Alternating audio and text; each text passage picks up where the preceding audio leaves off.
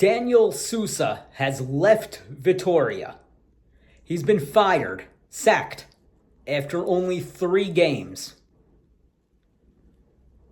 My name is Howie. This is Positively Portugal, or negatively Vitória. And as much as I don't want to, let's get into it. Now, I say I don't want to because, quite frankly, following Vitória is exhausting. I don't want to watch this team right now. I don't want to talk about this team. I don't want to think about this team. Vitória cannot go more than 2 days without becoming a national embarrassment in Portugal. All in all, Portuguese football this season has been a complete circus, with the main attraction being Ruben Amorim walking out on Sporting, the monster that he, by himself, created. However, the biggest clown show in Portuguese football is right here in Guimarães. It is Vitória. Vitória has now gone through 2 of the biggest names, managerial names, in Portuguese football this season. In Rui Borges, who left to go to Sporting, and now Daniel Sousa. In my last video, I had stated that this really is not a managerial issue anymore. There are way too many quitters, losers, and lowlives playing in this Vitória squad. It doesn't matter who the manager is. And by the way, the new manager is some guy named Luis Freire. I apologize if I mispronounced that name, but truth be told, he'll probably be gone in 4 weeks. The one good thing I can say about Luis Freire is he is a promotion specialist, with the 2 biggest promotions of his career coming with Nacional and Rio Ave, getting them both into the first division, the Primeira Liga. There's been other promotions into lower leagues along the way, but promotion is what this guy seems to do best. I don't know how that translates to Vitória. They're in the Primeira Liga. There's nowhere to go from there. They could go down, sure, but they can't get promoted. However, since quite a few of the players on this Vitória squad, or in this Vitória squad, have no business being in the first division, maybe they get back into that promotion mindset.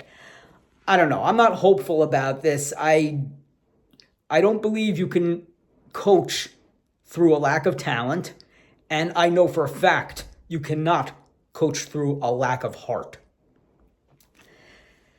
Now, what I want to say about Daniel Sousa is I have always been a believer in his work. I think this is a very good manager. To do what he did with Aruca, getting them into 7th place, when you look at them now, at the bottom of the table, I think that's, I don't want to use the word miraculous, but wow, that's quite an accomplishment. This guy knows what he's doing. The only bad thing you can say about Sousa is that he's not making the right decisions of where to go. It seems to me that he's probably a little bit headstrong, maybe more opinionated than he should be.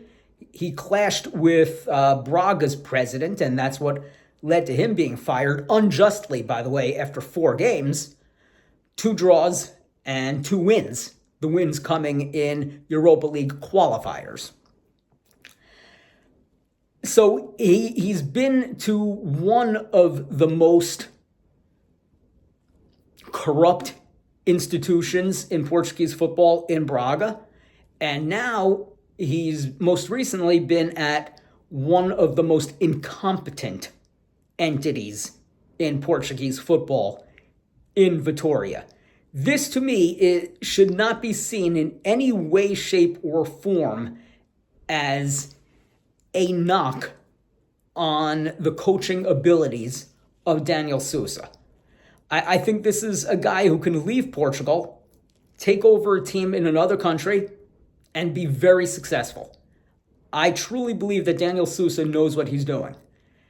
I don't regret my happiness when Vitória hired him. However,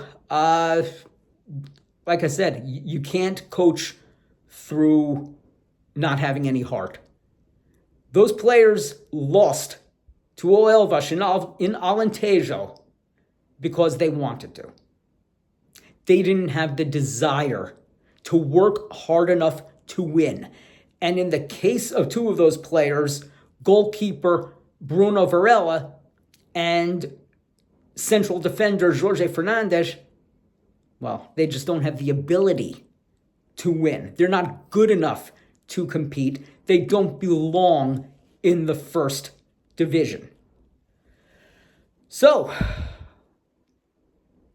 Vitória moves on. The next game is Saturday night here in Guimarães, 8:30 local time, against Arouca. And maybe that was part of the motivation why the club parted ways with Sousa, because maybe they felt that Arouca would have a little bit more motivation to come out and take a point or three. And if that's the case, if that's why the relationship with Sousa ended now, that kind of tells you all you need to know about Vitória, how there's no belief anywhere. And the strange thing to me is Vitória runs this thing here like they don't have any money. And I had said in the last video that money doesn't grow on trees in Guimarães, but, they're not broke. 29% of the team is owned by the entity that owns Aston Villa. And it's kind of similar to how 30% of Braga is owned by the same group, the same Qatari group that owns Paris Saint-Germain. But again, the big difference between Braga and Vitória is one is corrupt, the other is thoroughly incompetent. Well, I want to thank you all for watching this breaking news. I am so sorry for another Vitória video. This was not my intention at all, but it just seems that Vitória can't go more than 48 hours without doing something shocking. So if you want videos about moving to Portugal, the process of getting there, Portuguese football, unfortunately, or anything Portugal related, please like the video, leave a comment, subscribe, hit the bell for notifications. These are the best ways that you can help a content creator on YouTube. I want to thank you all for watching, and Força Vitória.